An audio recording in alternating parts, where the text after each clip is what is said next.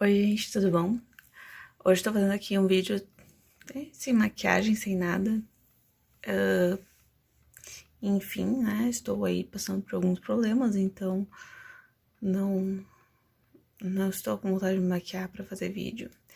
Mas eu acho esse dia, o dia de hoje, um dia muito importante. Dia da consciência negra. Pode não parecer, né? Porque esse cabelo que não é tão escuro assim, e enfim, né? Essa pele sem melanina nenhuma. Mas a minha trisavó era escrava, minha bisavó era negra, o meu avô, ele era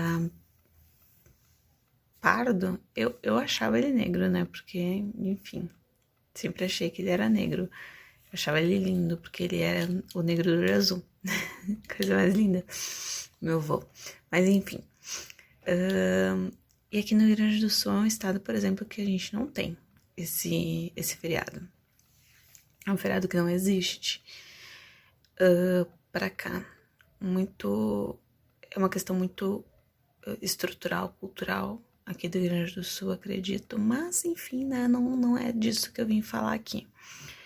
Eu vim falar sobre essas pessoas que ficam insistindo sobre a questão de que o racismo não existe mais. Eu quero contar duas situações, tá? A primeira, que é a primeira vez que eu tive contato com isso, que eu fiquei sabendo que isso existia.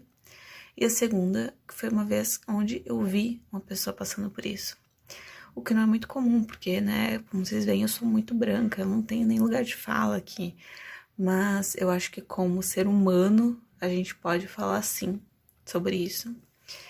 Enfim, a primeira coisa, a primeira vez, quando eu tive consciência que existia, né, o racismo, porque como eu falei, meu avô, pra mim, ele era negro, e eu morava em São Paulo. Em São Paulo a gente tem uma questão, assim, com outros povos, com outras etnias, com tudo, é muito mais aberto do que aqui no Rio Grande do Sul. Então, nunca tive problema com isso, nunca achei que isso fosse um problema, enfim. E também era muito criança, né? Criança não tem essas maldades assim. Eu lembro que eu tinha uns 6, acho que eu não tinha 7, tinha uns 6 anos. Eu tava brincando com duas amiguinhas do condomínio, que eu vinha visitar minha avó aqui no Rio Grande do Sul, e eu já tinha uns amiguinhos no condomínio da minha avó. E eles estavam, a gente tava lá em cima brincando, tava eu, uma amiguinha minha que era preta, e uma amiguinha minha que era bem branca também. E daí a gente lá, né, brincando, conversando, enfim. Daí a gente foi se dar as mãos. E daí, nisso, essa minha amiga que era preta, ela olhou pra mim e falou assim: eu não quero pegar sua mão, eu só quero pegar na mão dela, que era a outra menininha, que inclusive tem o mesmo nome que eu. Enfim, descemos, né, as duas de mãozinha dada e eu ali do lado. Não achando nada demais até então, né? Eu não queria pegar minha mão, eu fiquei só chateada, porque eu era criança. Quando eu cheguei lá embaixo, tinha aquelas vizinhas tudo futriqueira, elas começaram a me xingar de tudo que vocês podem imaginar. Que eu era racista, que eu era preconceituosa, que não sei isso, não sei aquilo. Imagina, e eu com 6 anos eu era ainda bem loirinha, eu tinha cabelo bem clarinho.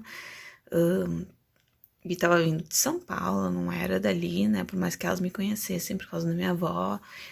Enfim, não me conheciam direito. Então começaram a me xingar. E me xingaram de tudo. E eu não sabia falar que eu era racista. Eu lembro muito bem dessa palavra, racista. E eu não sabia o que que era. E eu fiquei muito triste porque estavam me xingando. Não pelo que estavam me xingando, porque eu não sabia. Mas porque estavam me xingando. Daí eu peguei e fui pro corredor ali da minha avó. Comecei a chorar um pouquinho, né? Normal, sou um pouco dramática, sou. Choro muito fácil. E daí depois subi lá pra casa da minha avó normalmente. E depois de muito tempo fui perguntar pra minha mãe e pro meu pai o que que era isso. Acho que foi pra minha mãe, acho que não foi pro meu pai, não. Foi pra minha mãe. E dela me explicou. Hoje, na época, eu fiquei muito brava. Porque assim, tipo, por quê? Por que me chama disso? Não sou isso, sabe? Mas hoje eu entendo. Porque depois de muito tempo, quando eu tinha uns 18 anos, eu tava trabalhando numa loja. numa dessas lojas bem grandes de roupas. Imagine essas lojas bem grandes, eu não vou falar o nome da loja, né? Mas uma loja muito grande, era um dos meus primeiros empregos ali. E eu tava trabalhando no caixa e tinha um colega meu, que era um colega, ele não era preto, ele era pardo, eu acho, né? Não era pardo, ele era meio chocolate, sabe? Aquela cor bem bonita, assim. Enfim, não sei explicar, porque eu não sei, que nem eu falei, eu não tenho noção dessas questões, não estou no meu lugar de fala. Mas enfim, ele era considerado preto, negro, pra essa senhora que eu vou falar agora. Ela tava passando, uma senhora toda metida, com um coque enorme na cabeça, assim, sabe, cheio de laque no cabelo. E daí ela olhou pra ele, e ele tava tirando, me ajudando a tirar os alarmes, né, enquanto tava passando as compras. Porque era normal, quem tava no segundo caixa normalmente ajudava quem tava no primeiro, né, por questões de... pra facilitar ali, né, o andamento das coisas. Ela olhou pra mim e falou, eu não quero que ele mexa na minha roupa, porque senão ele vai sujar. Você tira as coisas pra mim. E eu olhei pra ele, ele fez uma cara assim, tipo de... Estou acostumado com isso, isso que mais me assustou, sabe? Baixou a cabeça e falou assim, tirei Fernanda pra eu não sujar a roupa dela, e saiu. E eu não fiz nada. Eu acho que se fosse hoje em dia, eu acho não, tenho certeza, se fosse hoje em dia, eu ia abrir um berreiro ali, eu não ia... Sério, eu sou muito indignada com qualquer injustiça contra o ser humano, sabe? E eu fiquei muito mal. E simplesmente continuei atendendo ali, a mulher foi embora, eu saí do caixa. E fui pedir 1000 desculpas pra ele. 1000 desculpas, sabe? Eu acho desculpas por ser... fazer parte daquele momento ali dele e pra ele não se sentir tão mal, apesar de que nada ia poder evitar, né, que ele se sentisse mal. E foi isso que aconteceu. E eu lembro que esse dia eu pensei assim, não, tudo bem. Naquela época, quando aconteceu aquela coisa, aquela primeira vez, porque eu não tenho muitos exemplos, né, gente? Eu sou branquela mesmo, sou assim, por mais que eu tenha antepassados negros, eu acho que todo brasileiro tem. A gente não tem lugar de fala, porque a gente não passa por esse tipo de preconceito.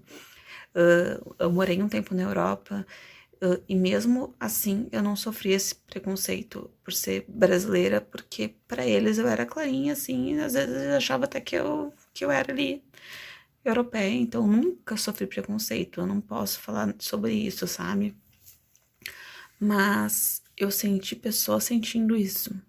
E daí eu pensei naquele caso e pensei, poxa, elas estavam não com razão, porque na época elas xingaram uma criança, mas eu entendo agora, porque realmente isso é uma coisa que acontece. Eu é que não vejo, eu é que não enxergo.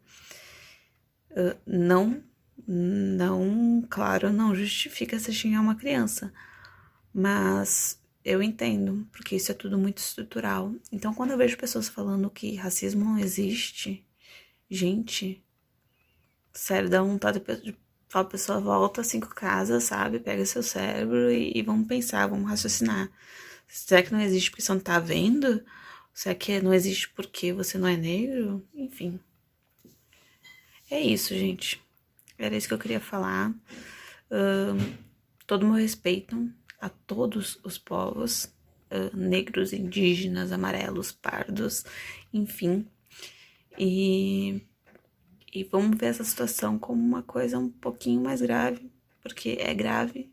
O Brasil foi um dos últimos a abolir a escravatura, né? Então é uma situação muito grave.